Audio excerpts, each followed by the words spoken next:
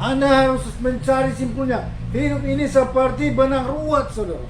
Kalau Anda tidak cari simpulnya, Anda tidak cari kuncinya, Anda akan ibarat seperti ikan itu masuk di dalam jala. Dia akan bergumul pontang-panting dan dia akan kewalahan, tidak akan menang. Tapi kalau kita cari simpulnya, oh iya ini itu luar saudara. Nah, simpulnya Tuhan berkata di dalam Injil Markus 12 ayat 29, coba baca. Injil Markus ayat 29. Ini simpulnya saudara.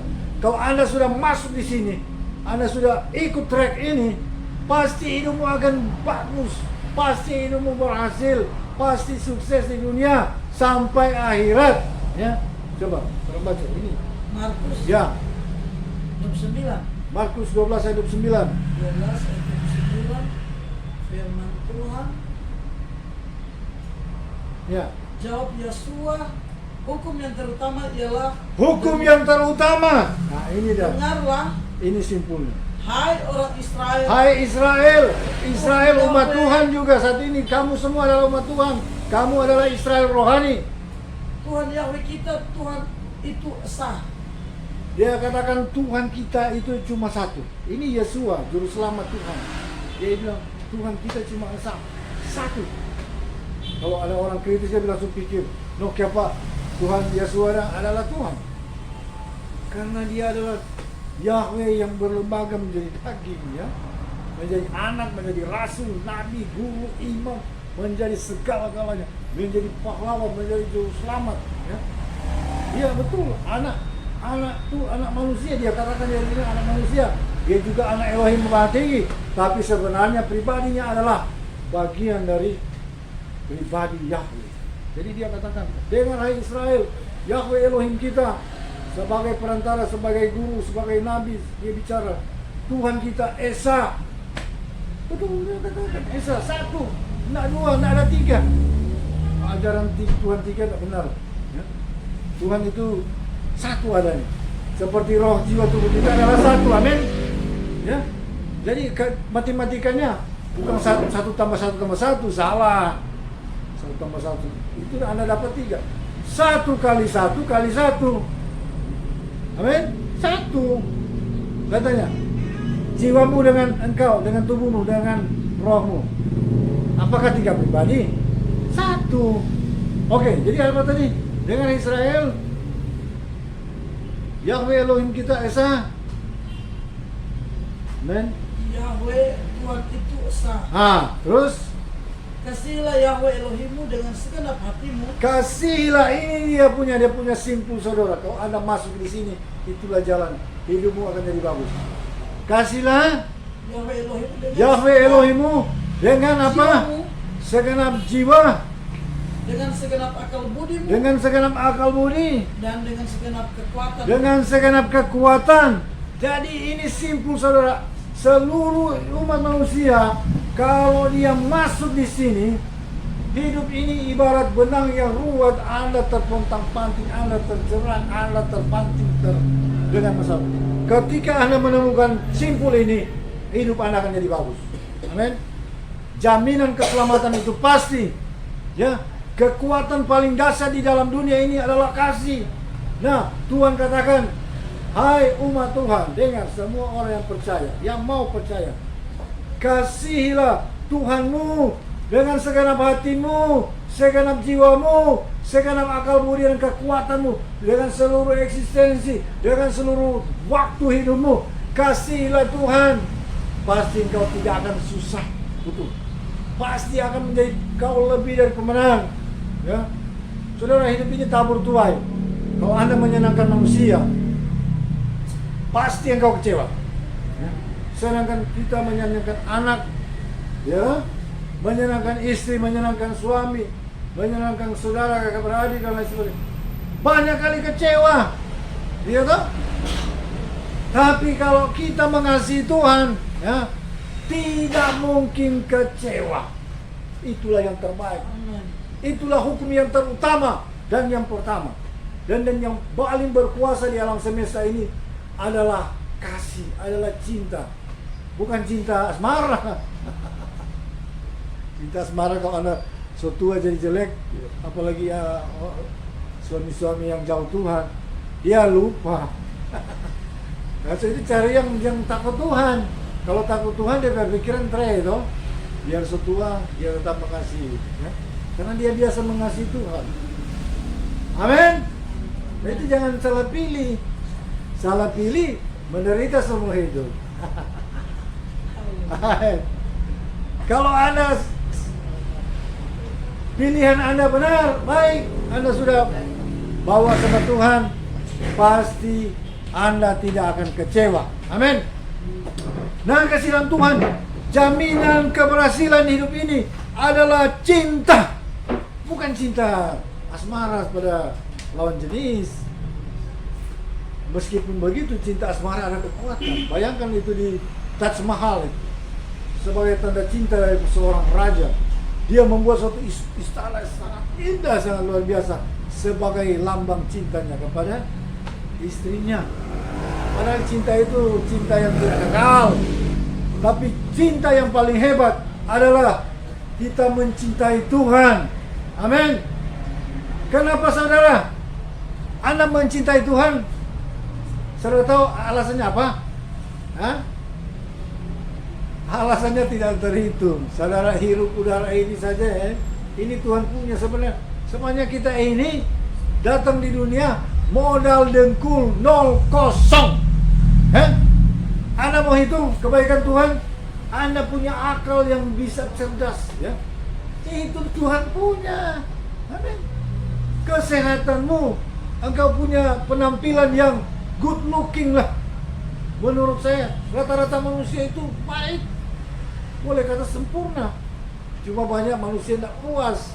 Dia bilang, oh saya kurang cantik dibandingkan dengan sebenarnya kalau dia mengucap syukur, ya, jiwanya penuh damai sejahtera, itu yang cantik. Saya lihat orang, kalau mulai dia punya bentuk form, ya, form wajah lah, memang wah hidung tinggi. Tapi orang kok dilihat-lihat, ya, gak enak lah begitu. Kenapa? Ya banyak tekor di dalam dirinya ini, damai sejahteranya nggak ada. Takut, gelisah, cemas, dan lain sebagainya. Orang yang jelek, biar dia punya form bagus, ya. Tapi orang, biar dia kelihatan agak pesek, ya, sederhana, tapi orangnya penuh sukacita, ya. Ada kekayaan batinia dalam dirinya, ada kearifan, kebijaksanaan, kelemah lembutan. Ya, orang ini apapun di keadaannya tetap menarik, saudara. Ya, jadi relatif itu menurut saya keindahan dan kecantikan. Yang jelas, yang paling hebat kalau Anda bisa hidup dalam cinta. Amin. Tadi firman katakan Galatia 5 ayat 22, cinta atau kasih. Kalau di bahasa Inggris, ya, cinta dan kasih itu sama. Love, ya. Love adalah apa tadi? Kasih itu sabar, murah hati, lemah lembut. Coba baca ulang, sis. Jadi saudara mau explore ini supaya saudara ini Anda adopsi jadi kekuatan, ya. Kenapa banyak orang ini cuma cinta manusia ini?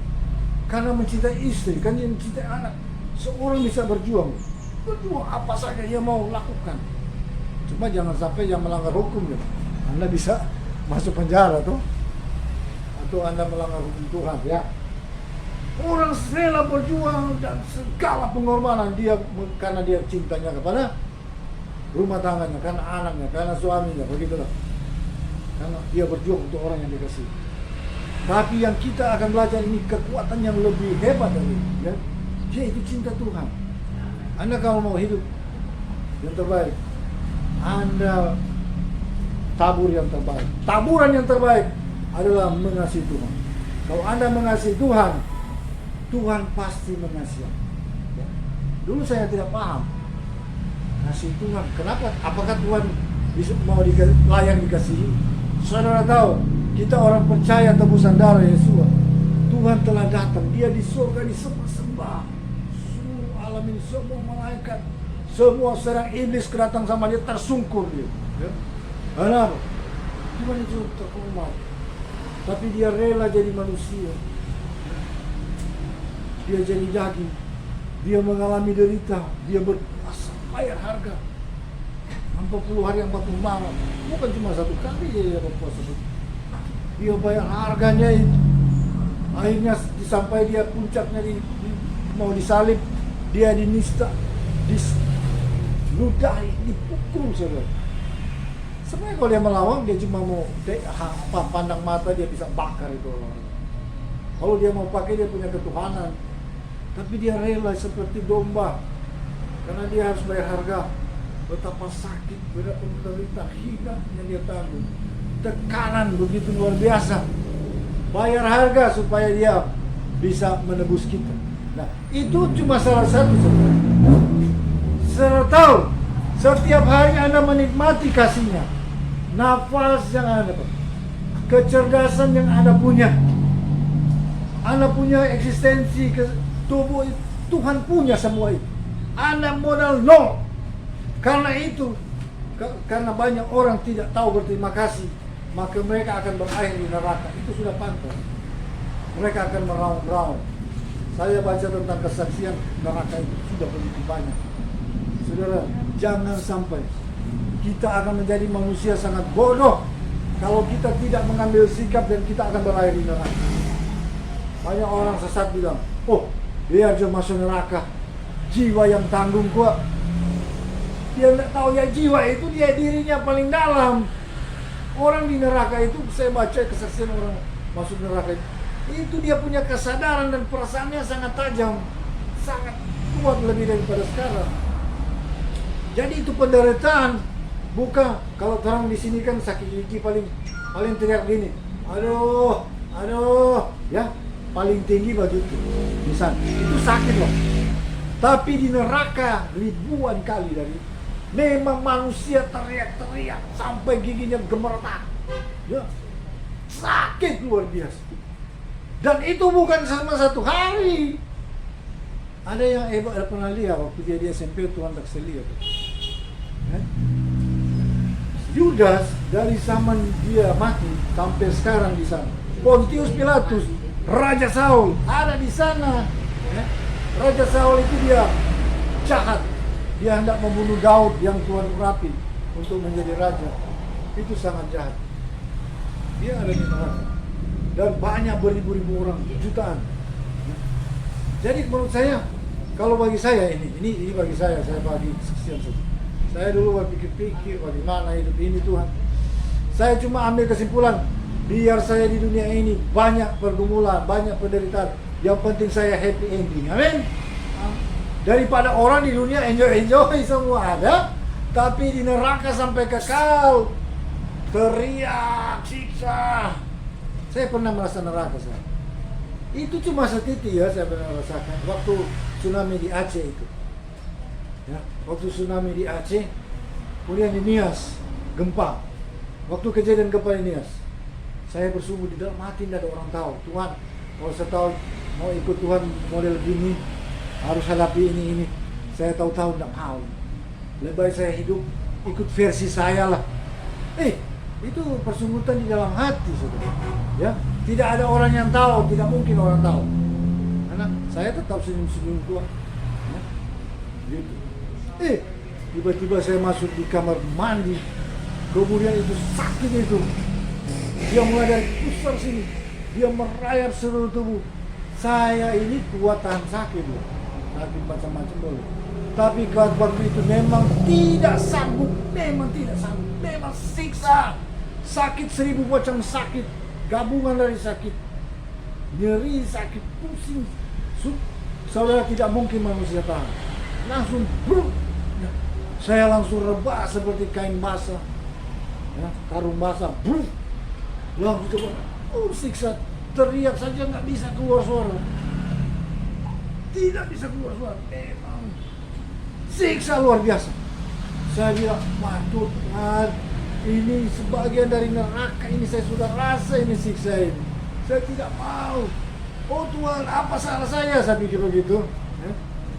Kemudian Tuhan kasih lihat, memang penglihatan sangat jelas. Ya. Waktu gempa di Nias, orang-orang mati tertimbun bangunan-bangunan, ya.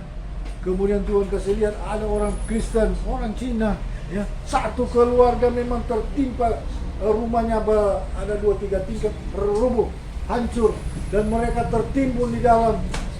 Tuhan kasih lihat bagaimana dia beraung menderita, berapa hari dia masih hidup, tertimbun. Orang-orang tidak bisa selamatkan dia karena dia tertimbun. Tuhan kasih lihat saya jelas, ya. Kemudian Tuhan tidak bersuara, tapi Tuhan bilang begini, coba kamu lihat, kamu bersungut, kamu bandingkan dengan orang ini. Oh Tuhan, ampuni saya bersungut. Saya, biarpun hari ini saya banyak pergumulan, tapi saya tidak susah seperti orang ini. Dia tidak ada harapan lagi, dia di dalam kegelapan, dia bernapas, dia menghirup semen-semen, saudara. Oh Tuhan, saya lihat penderitaannya, keluarganya mati semua. Saya bilang, oh Tuhan ampuni, saya di sini biar ada pergumulan, tapi saya masih bisa bercanda dengan anak-anak, dengan istri. Saya masih bersukacita. Bangun pagi saya bisa lihat terang sinar matahari. Orang ini sudah tidak ada harapan, tertimbun di dalam kegelapan. Dia menghirup dari celah-celah udara. Semen-semen masuk sama dia dan dia menunggu mati, saudara. Oh Tuhan, saya bilang ampuni saya bersungut, ya. Dibandingkan dengan dia, padahal ini orang percaya loh ini. Tuhan kasih dia orang Kristen, dia mengalami bencana. Tuhan bilang kamu bersungut, kamu bandingkan diri kamu sama dia. Oh saya ampuni Tuhan, ampuni. Saya menangis, saya baru minta ampun. 1 kali Tuhan tidak dengar, 2 kali, oh ampuni, 3 kali. Sampai 50 kali kira-kira. Saya pokoknya kalau Tuhan tak ampuni, saya minta ampun terus. Biar Tuhan tak mau ampuni, saya akan minta ampun. Minta ampun Bapak ya, minta ampun. Saya sudah bersungut. Saudara, kita ini saudara bergumul hari-hari ini masih senang. Banyak orang mengalami bencana, gempa, tsunami, dan segala malapetaka, peperangan. Lari, hidup dalam pelarian. Jadi sebenarnya saya bilang, oh Tuhan ampun. Jadi hari-hari ini saya, apapun saya alami, saya bersyukur, ya. Minimal saya bisa lihat istri, anak, oh masih lihat terlalu, masih ada kesempatan, masih ada harapan, amin. Jadi mengucap syukur, saudara. Padahal kita di dunia ini datang, ya, modal, saya katakan modal dengkul, saudara. Secara itu Tuhan sebenarnya kasih itu. Saudara, udara yang ada, oksigen, itu bukan kita punya, Tuhan punya, amin. Kesehatan kita, Anda punya kecerdasan. Kenapa Anda tidak mengucap syukur? Oh, Tuhan terima kasih buat kecerdasan. Banyak orang lain idiot, tinggal itu liur keluar begini. Ada yang bukan seperti manusia lagi, ada yang melayang, ada yang luluh, ya. Anda lahir sehat-sehat gagah, tidak mengucap syukur. Karena itu banyak orang yang neraka karena itu. Mereka tidak cari Tuhan. Padahal cari Tuhan itu indah sekali. Hidup ini seperti simpul, saudara. Kalau Anda cari kiri kanan seperti benang kusut, cari simpulnya, saudara, maka semua akan beres. Simpulnya tadi apa? Kasih.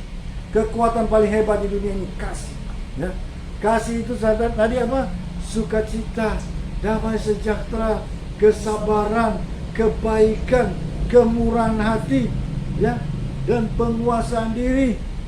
Bahkan 1 Korintus 13, coba baca, ya. Orang eksplor supaya tahu, jangan orang PKC ini nyana gue bilang rupa kerupuk, gampang tapela.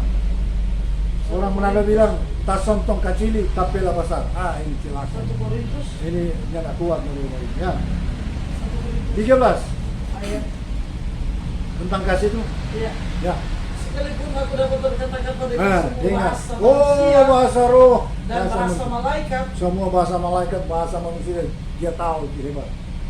tetapi jika aku tidak mempunyai kasih, Tidak punya kasih, aku sama dengan gong yang berkumandang no, dan kau tangan sukses. yang No. bergelincir. amin.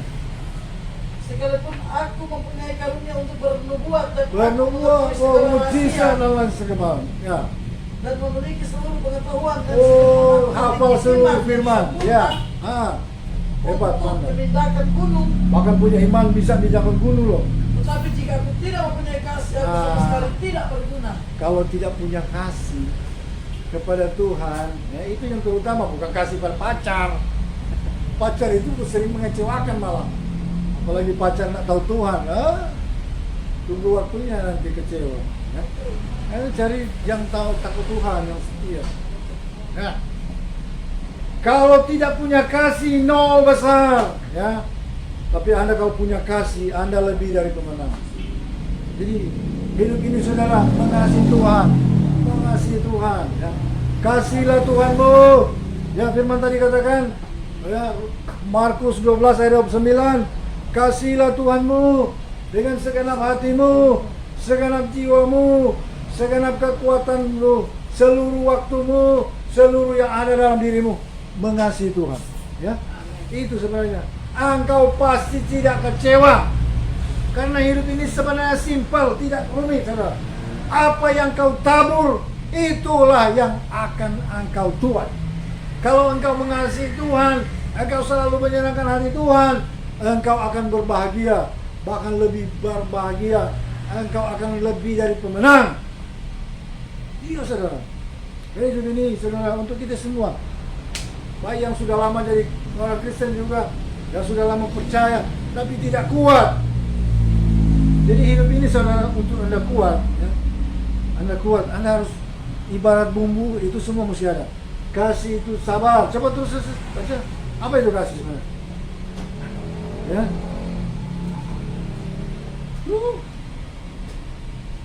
13 tadi, Korintus 13.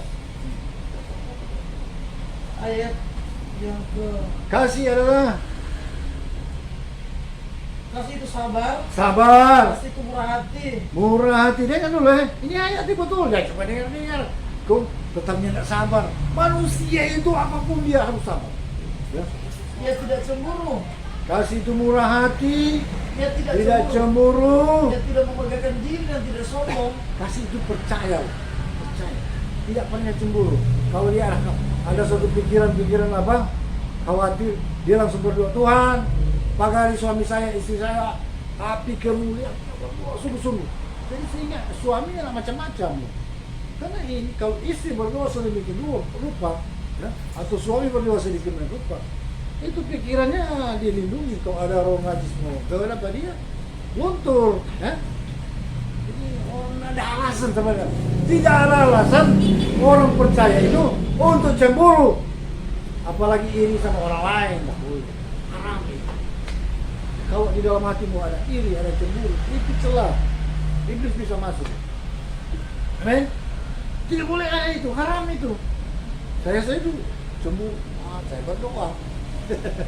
Amin. Dulu iblis tanya baik. Kau jadi salon toh? Aku puji Tuhan. Jadi saya sudah lulus kau di sini. Saya cemburu. Cuma saya tidak mau itu. Tidak boleh. Saya berdoa Tuhan. Berdoa sedemikian rupa. Ya. Karena Tuhan katakan apa yang kau percaya itulah yang terjadi padamu. Kalau Anda berdoa untuk siapapun yang kau cintai, engkau berdoa untuk dia sungguh-sungguh, maka itulah yang terjadi. Ya. Oke, kasih itu sabar, kasih itu tidak cemburu. Tidak apa lagi?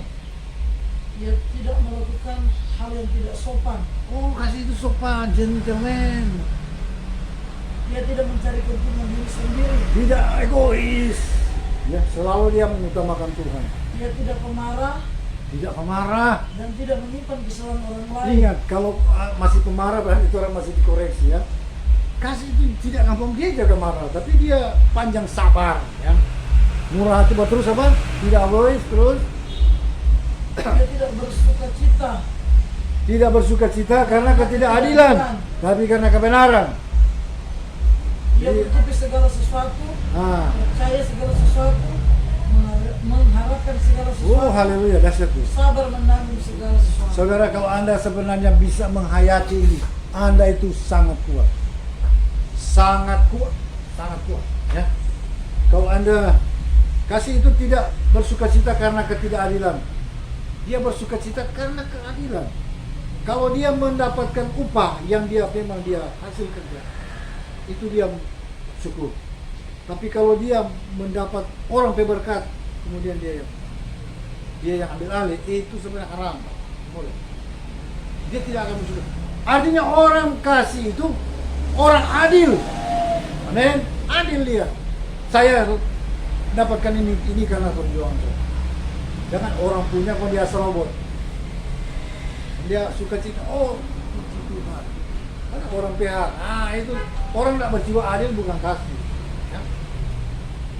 Baru apa tadi ses? Dia tidak bermegah diri. Nah, orang kasih juga tidak bermegah diri. Haleluya. Kalau orang cantik jangan terlalu nampak cantik lah. Kali itu mengundang itu. Pokoknya yang pas orang yang cantik dia menyembunyikan